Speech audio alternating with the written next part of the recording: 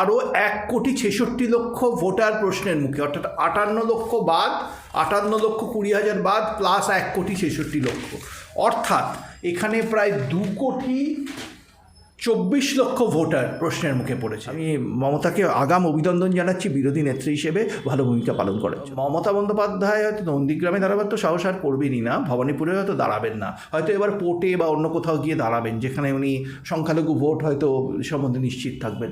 এর বাইরে আর কিছু বলার নেই। মমতাও দিশেহারা হয়ে গেছেন, ভবানীপুর থেকে পালাবেন মমতা, যা অবস্থা এখন, এবং পশ্চিমবঙ্গকে তৃণমূল পালাবে। এই যে মেসি চলে গেল না, মেসির সাথে মেসি আর্জেন্টিনার জার্সিটা কি জানেন তো, নীল সাদা, আর তৃণমূলের রঙও নীল সাদা। একটা নীল সাদা চলে গেল আর একটা নীল সাদা যাওয়ার পর, কারণ তৃণমূল ভেবে ফেলেছে তারা হারছে বুঝেই এখন বিরোধী দলের মতো আচরণ করছে তৃণমূলের আচরণ কোনো সরকার পক্ষের আচরণ নয়, বিরোধী দলের আচরণ। প্রতিবাদ হয়েছে যুবভারতী, যেটা নিয়ে তৃণমূল আতঙ্কিত।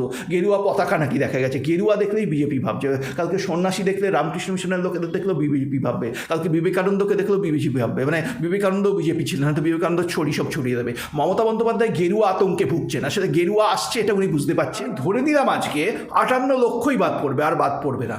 পশ্চিমবঙ্গে বিজেপির সাথে তৃণমূলের ফারাক কত? 43 লক্ষ। 2024-এর নির্বাচন দেখুন, অর্থাৎ 43 লক্ষের যেখানে ফারাক, সেখানে 58 লক্ষ আজকেই বাদ পড়ে গেছে। এই সরকারের মেয়াদ মে মাস অব্দি। সুতরাং যে জলে কুমির ডাঙায় বাঘ, জলে এসআইআর, ডাঙায় রাষ্ট্রপতি বাদ যেতে পারে। একটা মৃত ভোটার, একটা শিফটেড ভোটার, আর তৃতীয় হচ্ছে বাংলাদেশি অবৈধ অনুপ্রবেশকারী। এই নামবাদগুলো যে প্রধানত বাংলাদেশি অবৈধ অনুপ্রবেশকারীর কারণে হচ্ছে, এটা বর্ডার ডিস্ট্রিক্টে বেশি বাদ যাওয়া নিয়ে স্পষ্ট। অরূপ বিশ্বাস এখনো পদত্যাগ করলেন না, গ্রেপ্তার তো ছেড়ে দিন, অন্তত নৈতিক দায় নিয়ে পদত্যাগ করবেন, নাহলে মমতা তো বলবেন চলে যেতে। মমতা বন্দ্যোপাধ্যায় এতটাই দিশেহারা হয়ে গেছেন, অরূপ বিশ্বাসকে বরখাস্ত করতেও ভয় পাচ্ছেন। মমতা বন্দ্যোপাধ্যায় যদি সেই আগের মমতা বন্দ্যোপাধ্যায় হতেন, কালকে অরূপ বিশ্বাসকে পদত্যাগ করতে বলতেন। তৃণমূলে স্পোর্টস মিনিস্টার প্রচুর মানুষ আছেন, কিন্তু সে এতটাই তিনি দিশেহারা এসআইআর নিয়ে, সেই সাহসও তার হচ্ছে না। এটা পতনের ইঙ্গিত, তৃণমূলের যাবার সময় হয়েছে, আজকে তার মৃত্যু ঘণ্টা বেজে গেছে। সুতরাং এই মুহূর্তে দাঁড়িয়ে কখনোই ভাববেন না 58 লক্ষে ব্যাপারটা থেমে যাবে। যখন 14ই ফেব্রুয়ারি নতুন লিস্ট বেরোবে, তখন দেখবেন বিপর্যয়ের একেবারে সূত্রপাত হয়ে যাবে। তখন তৃণমূল অলরেডি তখন ধরাশায়ী হয়েছে, মানে ভোটের আগেই হেরে বসছে তৃণমূল, ভোটের আগেই অজুহাত তৈরি করছে তৃণমূল।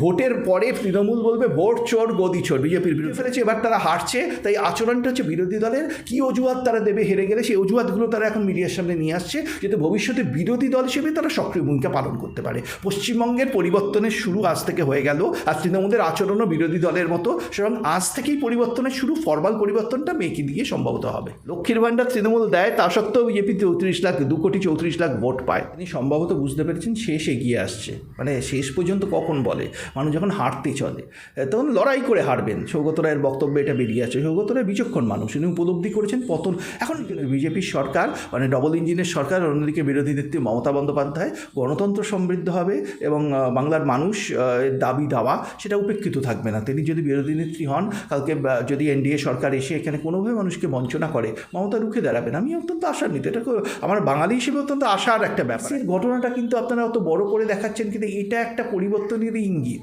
আসলে যখন রাজ্য সরকারের এই তৃণমূল সরকারই 2011 সালে মেসিকে এনেছিল, তখন কি এই ধরনের ঘটনা ঘটেছিল? এই সরকারেরই তো প্রশাসকরা চালিয়েছিল, তখন সেই কনফিডেন্সটা ছিল রাজ্য শাসনের। এখন সেই কনফিডেন্সটাই রাজ্য শাসনের চলে গেছে। স্যার বলছি, ইতিমধ্যে এসআইআরের যে খসড়া তালিকা প্রকাশ হয়েছে, নির্বাচন কমিশনের তথ্য অনুযায়ী প্রায় 58 লক্ষ নাম বাদ, যা নিয়ে রীতিমতো চর্চা চলছে।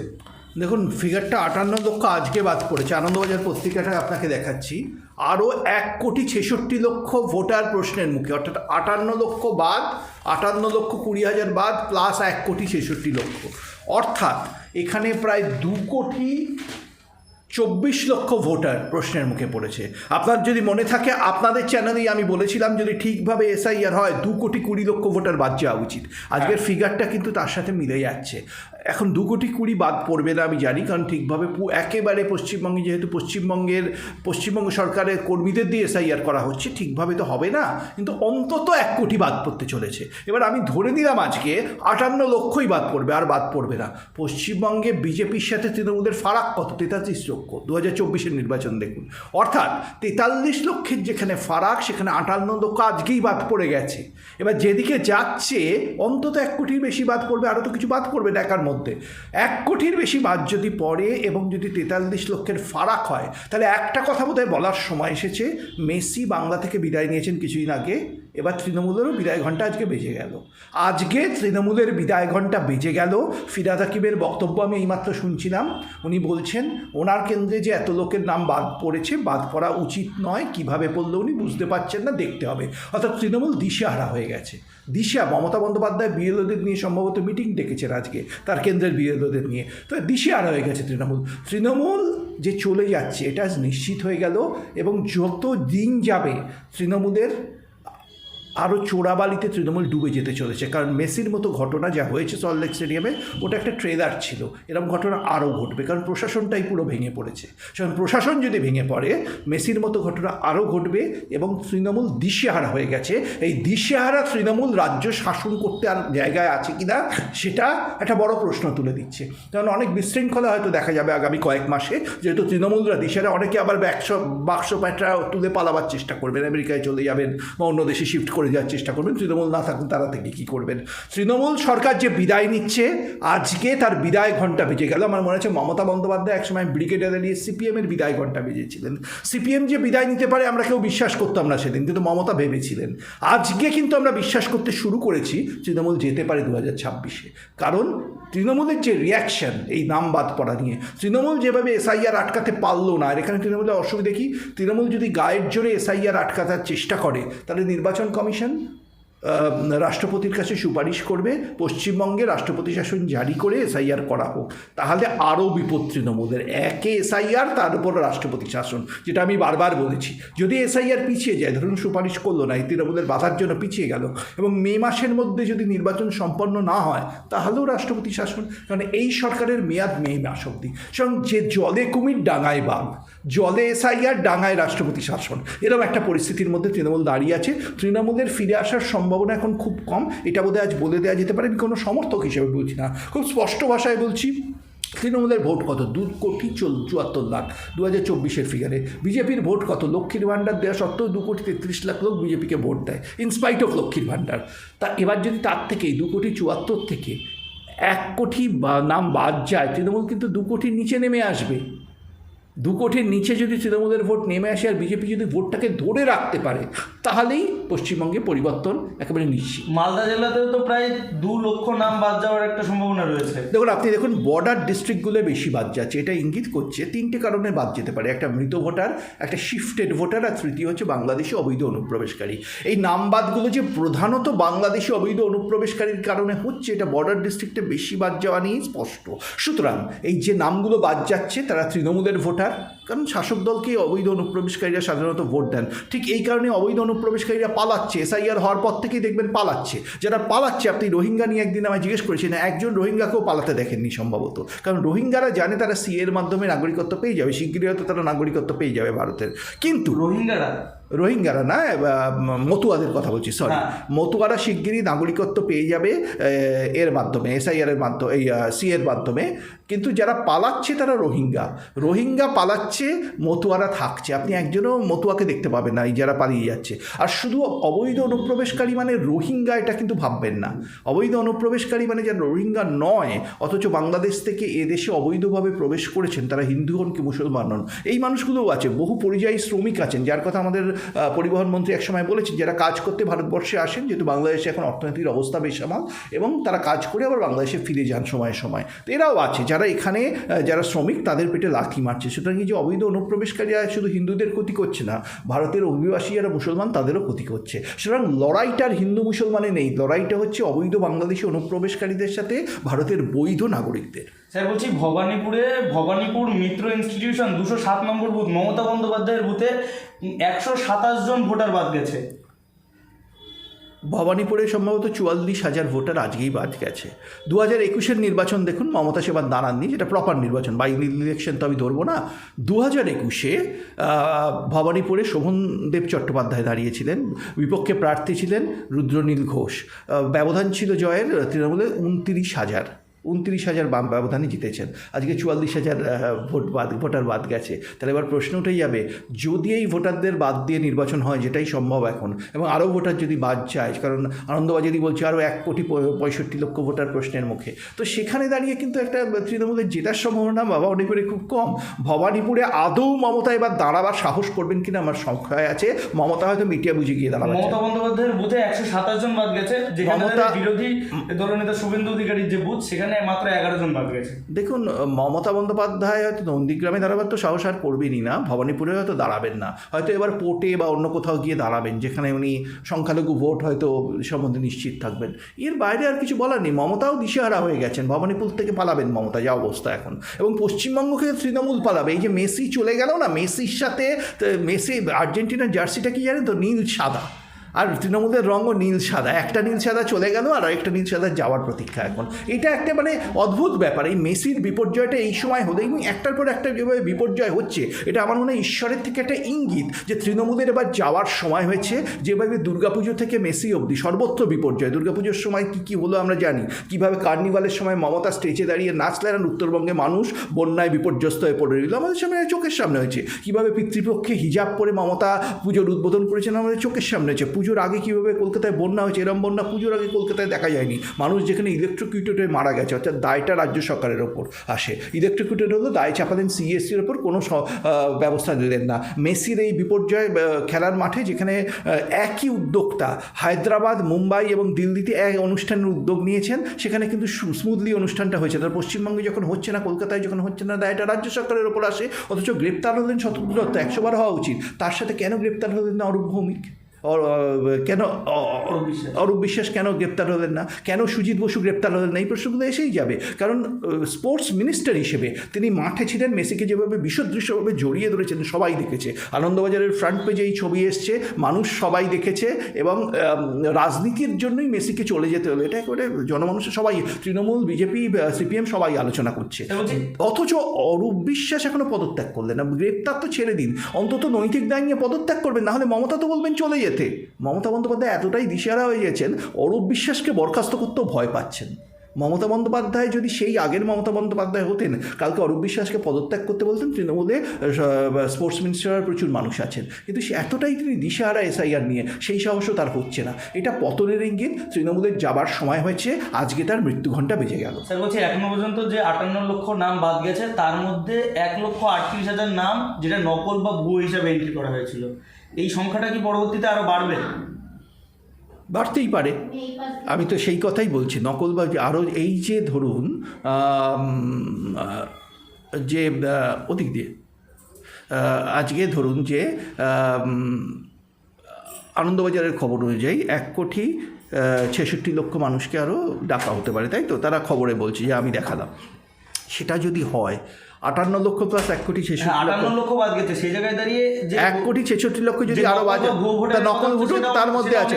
অনেকে যারা ডকুমেন্ট দিয়েছে, সেই ডকুমেন্টও নকল হতে পারে। এরা নকল ভুয়োরা কী করবে, তারা ডকুমেন্ট দেবে। এবং শোনা যাচ্ছে এই যে পাড়ায় পাড়ায় তৃণমূল কর্মীরা অনেকের জন্য ভুয়ো ডকুমেন্ট নাকি তৈরি করে দিয়েছে, সত্যি মিথ্যে জানি না, ভুয়ো বার্থ সার্টিফিকেট, ভুয়ো অন্যান্য সার্টিফিকেট। তো সেগুলোও তো ধরা পড়বে, সেগুলো কি বাদ পড়বে নাকি? সুতরাং এই মুহূর্তে দাঁড়িয়ে কখনোই ভাববেন না 58 লক্ষে ব্যাপারটা থেমে যাবে। যখন 14ই ফেব্রুয়ারি নতুন লিস্ট বেরোবে, তখন দেখবেন বিপর্যয়ের একেবারে সূত্রপাত হয়ে যাবে। তখন তৃণমূল অলরেডি তখন ধরাশায়ী হয়েছে, মানে ভোটের আগেই হেরে বসছে তৃণমূল, ভোটের আগে অজুহাত তৈরি করছে তৃণমূল। ভোটের পরে তৃণমূল বলবে ভোট চোর গদি চোর, বিজেপির বিরুদ্ধে বলবে। কারণ তৃণমূল ভেবে ফেলেছে তারা হারছে বুঝেই এখন বিরোধী দলের মতো আচরণ করছে তৃণমূল। তৃণমূলের আচরণ কোনো সরকার পক্ষের আচরণ নয়, বিরোধী দলের আচরণ। তারা বুঝে ফেলেছে এবার তারা হারছে, তাই আচরণটা হচ্ছে বিরোধী দলের। কী অজুহাত তারা দেবে হেরে গেলে, সেই অজুহাতগুলো তারা এখন মিডিয়ার সামনে নিয়ে আসছে, যাতে ভবিষ্যতে বিরোধী দল হিসেবে তারা সক্রিয় ভূমিকা পালন করতে পারে। পশ্চিমবঙ্গের পরিবর্তনের শুরু আজ থেকে হয়ে গেল, আর তৃণমূলের আচরণও বিরোধী দলের মতো। সুতরাং আজ থেকেই পরিবর্তনের শুরু, ফরমাল পরিবর্তনটা মেয়েকে দিয়ে সম্ভবত হবে।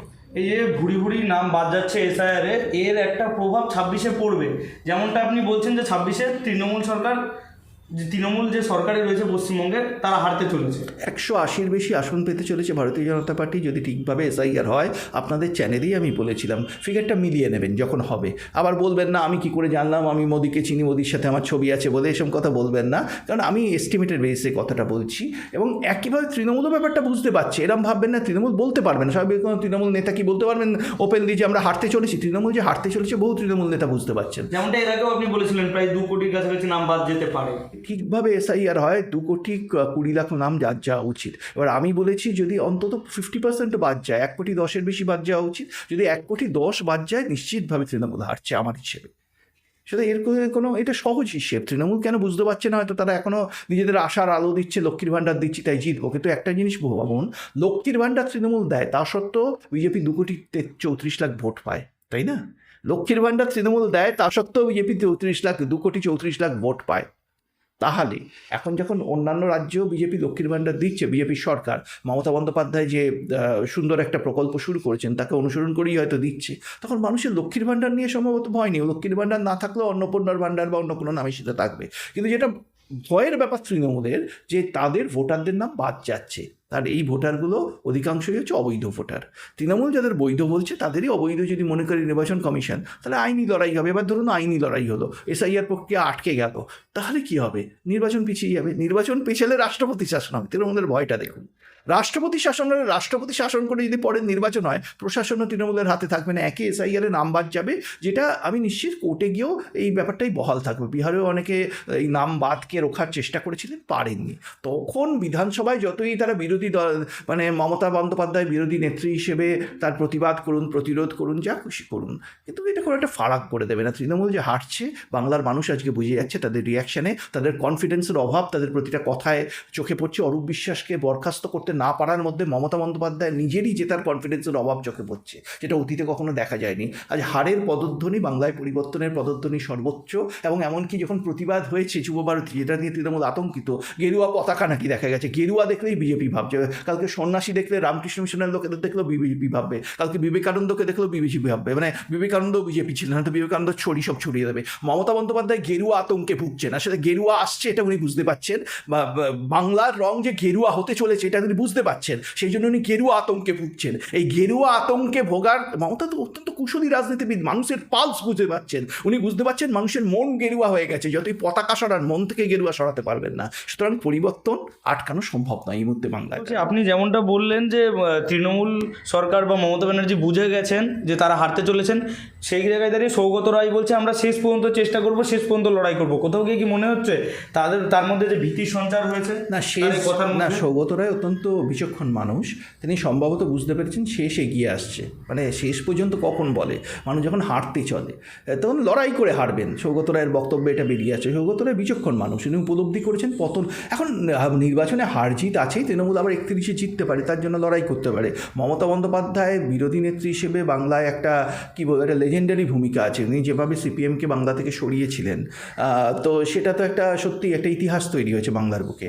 মমতা যদি বিরোধী নেত্রীর ভূমিকায় আসেন, আমার মনে হয় বাংলা সমৃদ্ধ হবে। আগামী 5 বছর বাংলার রাজনীতি সমৃদ্ধ হবে মমতা বন্দ্যোপাধ্যায়ের মতো নেত্রীকে বিরোধী নেত্রীর ভূমিকায় দেখে, যিনি বিরোধী নেত্রী হিসেবে তার তুলনা সারা ভারতে নেই। সুতরাং বাংলার রাজনীতি সমৃদ্ধ হবে, বাংলার গণতন্ত্র সমৃদ্ধ হবে। আমি বাংলার মানুষ হিসেবে অত্যন্ত আশান্বিত। একদিকে বিজেপির সরকার, মানে ডবল ইঞ্জিনের সরকার, অন্যদিকে বিরোধী নেত্রী মমতা বন্দ্যোপাধ্যায়। গণতন্ত্র সমৃদ্ধ হবে এবং বাংলার মানুষ দাবি দাওয়া সেটা উপেক্ষিত থাকবে না। তিনি যদি বিরোধী নেত্রী হন, কালকে যদি এনডিএ সরকার এসে এখানে কোনোভাবে মানুষকে বঞ্চনা করে, মমতা রুখে দাঁড়াবেন। আমি অত্যন্ত আশান্বিত। এটা আমার বাঙালি হিসেবে অত্যন্ত আশার একটা ব্যাপার। একটা ডবল ইঞ্জিনের সরকার, ফলে বিনিয়োগ আসবে, চাকরি বাকরি হবে, অবৈধ অনুপ্রবেশকারীদের সরিয়ে দেওয়া হবে, বাংলা থেকে ফেরত পাঠানো হবে, এনআরসি হবে, এটা আশার ব্যাপার। এনআরসি হোক, আমি চাই একজন বাঙালি হিসেবে।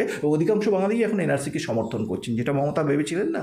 2020-তে যে একটা আতঙ্ক ছিল এসআইআর হয়, সেই আতঙ্কটা কেটে গেছে এনআরসি নিয়ে। এনআরসি এবার হবেই নিশ্চিতভাবে এসআইআরের পর, এবং অবৈধ বাংলাদেশি অনুপ্রবেশকারীদের ফেরত পাঠানো হবে। এবার যখন এই ফেরত পাঠানো হবে, ঠিক যেভাবে ডোনাল্ড ট্রাম্প অবৈধ অনুপ্রবেশকারীদের আমেরিকা থেকে ফেরত পাঠিয়েছেন, একইভাবে এখানকার ইন্ডিয়া সরকার সম্ভবত ফেরত পাঠাবেন। এবং এটা নিয়ে একটা প্রতিরোধ, লড়াই, অনেক কিছু হতে পারে। কিন্তু শেষ পর্যন্ত বাংলার গণতন্ত্র সমৃদ্ধ হবে, কারণ বিরোধী যদি শক্তিশালী হয় এবং বিরোধী নেত্রী হিসেবে মমতা বন্দ্যোপাধ্যায় যদি থাকেন, তাহলে সত্যি একটা মানে সুদিন আসছে বাংলার।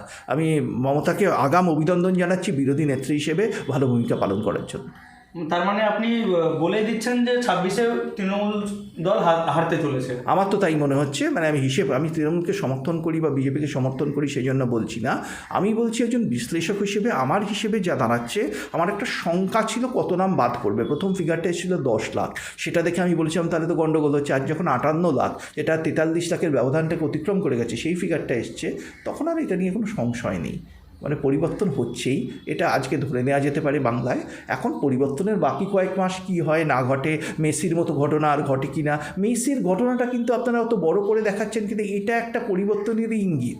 আসলে যখন রাজ্য সরকারের এই তৃণমূল সরকারই 2011 সালে মেসিকে এনেছিল, তখন কি এই ধরনের ঘটনা ঘটেছিল? এই সরকারেরই তো প্রশাসকরা চালিয়েছিল, তখন সেই কনফিডেন্সটা ছিল রাজ্য শাসনের। এখন সেই কনফিডেন্সটাই রাজ্য শাসনের চলে গেছে। আপনার কথা অনুযায়ী যে এই যে 58 লাখ যে পরিসংখ্যানটা রয়েছে, সেটা যখন ফেব্রুয়ারিতে নতুন তালিকা আর একটা প্রকাশ হবে, সেখানে সেটাকে 1 কোটির উপরে দাঁড়াতে পারে। আনন্দবাজার বলছে, আনন্দবাজারের ফিগার আমি বলছি, আমার কথা নয়। আনন্দবাজার পত্রিকার আজকের হেডলাইন বলছে, আমি আপনাকে দেখিয়েছি আনন্দবাজার স্পষ্ট ভাষায় যেটা বলছি, আমি সেটার প্রতিধ্বনি করছি। আমার হিসেব যদি জিজ্ঞেস করেন 2,20,00,000 বাদ যাওয়া উচিত। হয়তো ঠিক বাদ যাবে না, অত হবে না, কারণ এসআইআরও অনেক জল মেশানো আছে আমি জানি, সুতরাং সেটা আমি অত আশান্বিত নই। আমি মনে করছি মোটামুটি 1 কোটির বেশি বাদ যাবে।